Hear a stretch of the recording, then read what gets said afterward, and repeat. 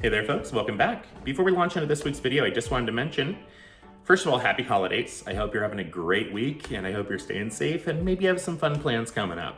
Secondarily, if you love houses and you love the Pacific Northwest, hit that subscribe button down below, saying it too many times.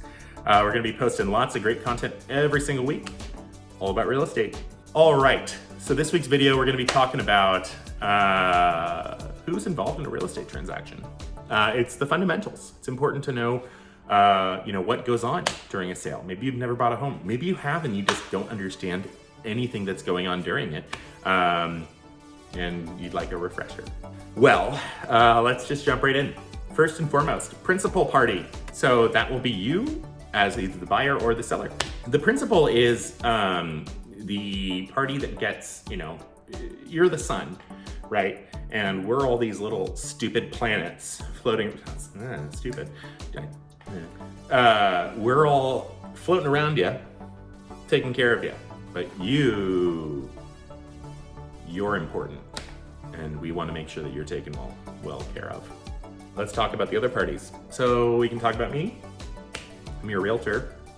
My job is to make sure that you are able to buy or sell the property that you want and, hopefully accomplish the goals that you have in mind. What that means for you is, or for me, as your realtor is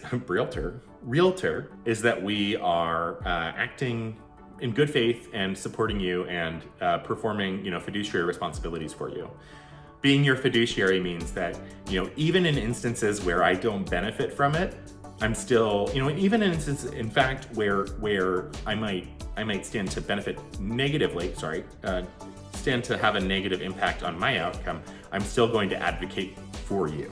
Those responsibilities are, innumerable, but it's providing good care for you. It's negotiating on your behalf. It's keeping your information private. It's keeping a good log of the information around you. I mean, there's so much more that we could dive into about that, but I'll just keep it short and sweet.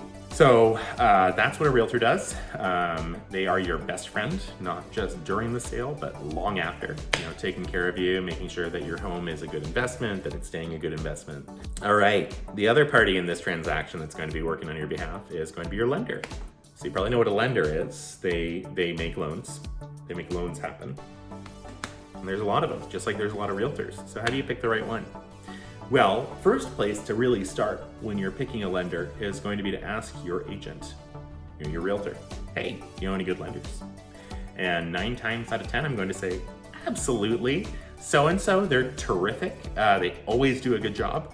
And the reason I would say, they do a fantastic job every time, or I'll maybe give you a few names. The reason I say that is that, if they want another referral from me, they're hopefully going to continue to perform well.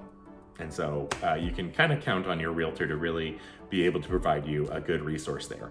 A good lender is going to, really have a solid understanding of not just, how to lend, but also your market. They're going to understand the timeliness of getting your loan closed on time and not delaying things. They're going to understand, the type of loan that you're getting pretty effectively, whether that's conventional, VA, FHA, ODVA, so on and so forth.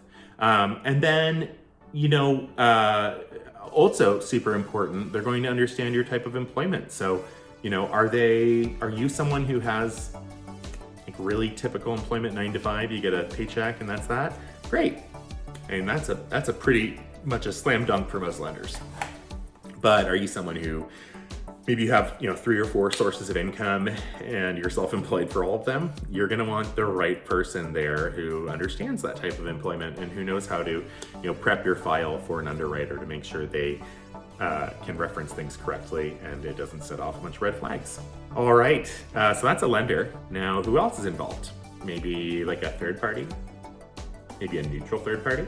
So neutral third party, the person who is responsible for opening and closing the transaction is going to be your escrow officer. Now, an escrow officer is really fantastic. They do so much work for us and ask very little. And, really their responsibility is to perform, tasks for both the buyer and the seller, both the principals, and act on the behalf of both of them, or really act neutrally in between the two of them. So, getting your documents signed, making sure that you get your title report, making sure that we schedule your signing on time, making sure that we can coordinate with the lender, making sure that everything balances before we close, sending files off to the county to get signed. I mean, they do a ton of work, and not enough credit goes to them on a regular basis for how much work they do. But what I will say is that, your escrow officer doesn't just really stop there. Like, they also ensure that anytime a transaction gets a little contentious, that they can act as a neutral third party to kind of help facilitate and get things closed up. So those are the primary responsible parties in the transaction. There's of course innumerable people who are involved, and they're all important in their own right, but these are kind of the hub folks. So that's gonna do it for us. If you have any questions, give me a buzz, and feel free to hit that subscribe button down below like I mentioned. Hope you have a great rest of the day. Bye-bye.